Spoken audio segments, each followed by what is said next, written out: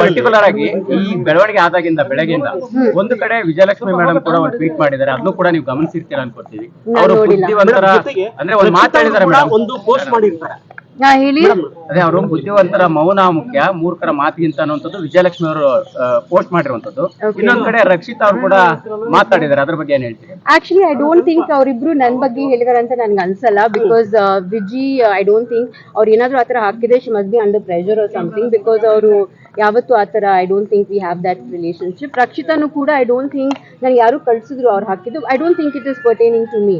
I think in fact ಅವರು second post ಏನೋ ಹಾಕಿದ್ರು, what I want to see go viral is basic human decency alva. So I think it's against the trolls who are saying all those bad things. Rakshita ಅವರು ಹೇಳಿರೋದು ಅಂದ್ರೆ ಕನಿಷ್ಠ ಸಭ್ಯತೆ ಇರ್ಬೇಕಿತ್ತು ಅನ್ನೋಂತ ರೀತಿಯಲ್ಲಿ ಮಾತನಾಡಿದ್ರು. ಹೇಗೆ ಕನ್ಸಿಡರ್ ಮಾಡ್ತೀರಾ ಮೇಡಮ್? ಸಿ ನೋಡಿ, ಅವ್ರಿಗೆ ಅವ್ರು ಬಿಟ್ಟಿರೋದು I don't know what she has in mind.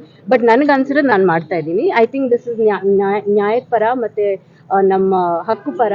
So ಹಾಗಾಗಿ ನಾನು ಮೇಡಮ್ ಇನ್ಸ್ಟಾಗ್ರಾಮ್ ಪೋಸ್ಟ್ಗೆ ನೀವು ಹಾಕಿರೋ ಮೆಸೇಜಸ್ ಅಲ್ಲಿ ಹುಡುಗರ ಹೆಸರು